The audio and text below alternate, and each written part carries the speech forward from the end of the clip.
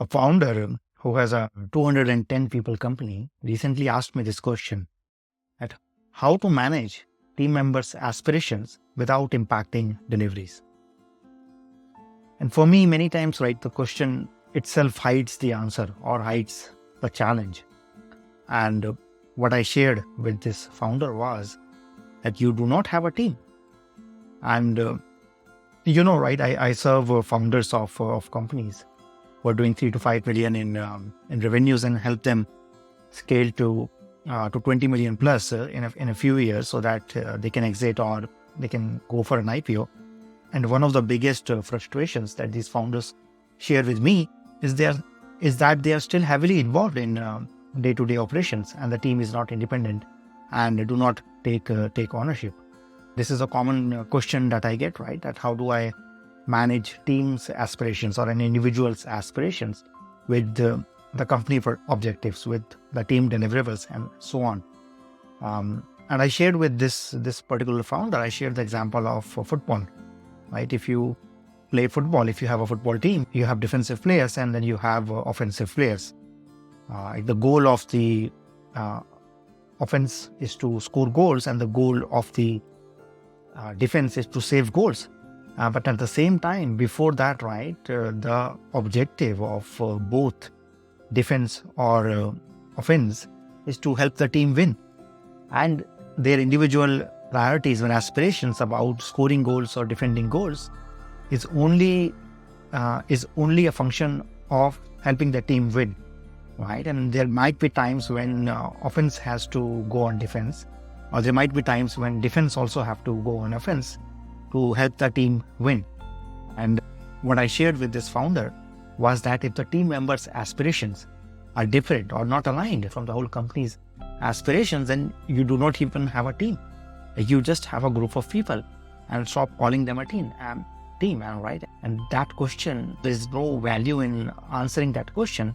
The first thing which you need to do is to get your team together or the group of people together and turn them into a team, right? And what I shared with him that no answer to this question will help you, and any answer, in fact, will cause unintentional damage. It might create some short-term positivity because people aspirations are being met or something like that, but it will cause unintentional damage or misunderstandings or confusion, distress in the long term, either to the overall company's team's objectives or to the individual's desires, right?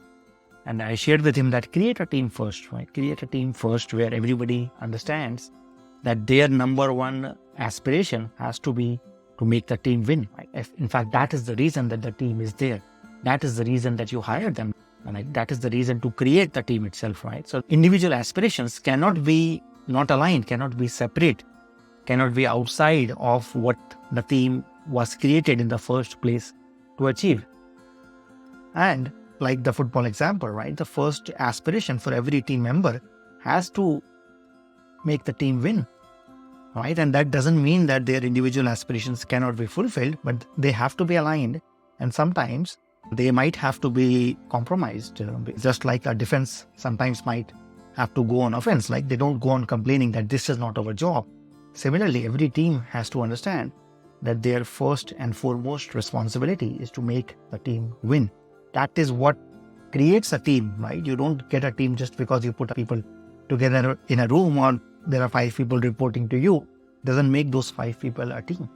Team becomes when everybody understands what is their objective, which is to help the team win.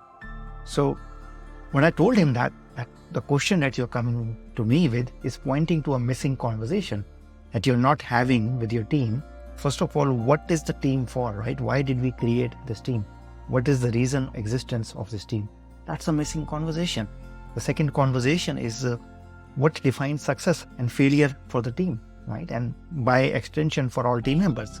Because if the team is not winning, then the team members' aspirations basically cannot be fulfilled, right? There is something which is at mismatch, and that's a conversation.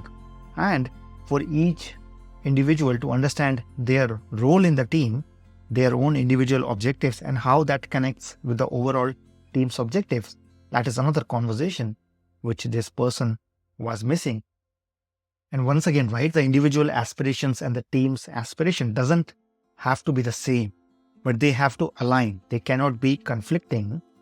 Otherwise, the team will not win, right? Which is probably a bigger concern for the founder than the individual's aspirations. And both are important, but individual aspirations at the expense of the team not winning is just creating more problems in the future. And for whatever reason, right, if the individual's aspirations cannot be aligned with the team's aspirations, you try to align those aspirations as much as possible. But if you cannot align that, then find another team for this person, right? Or another person for your team. Because the team comes first, right? Not the individual. And it doesn't mean that if you have to move somebody out or bring somebody in, it doesn't mean that the person is bad, right? Or the team is bad or wrong. It only means that they are not a right fit. And that's what the first thing that you need to do, have the right players on the team to make the team win. Once again, a wonderful employee, a wonderful player might not be a right fit on a particular team if they make the team lose or if they come in the way of the team winning. And if the team is not winning, if the team is losing, then there is no point talking about individual aspirations or performance or bonuses or rewards. If the team is winning, then all of those come into play, right? But if the team is not winning, then there is no other conversation required, because the only objective and the first objective is to make the team win, nothing else. Especially as founders, when you have small companies, when you have dedicated teams, when you have crunch on resources, crunch on financials, it is very important that your team is working as effectively as it can be. And the first step for that is for every team member to understand what makes a team win. Why was this team created in the first place? And our first primary responsibility is to help the team win. If the team is winning, everything individual will be taken care of. So if you're watching and you can relate to this, right? Here is what I want you to do. Shoot me a message and I will share a list of 5 conversations that makes any group of people a team. And unless you are having these 5 conversations on some kind of a regular basis, you will default back to a group of people and you will not have a team.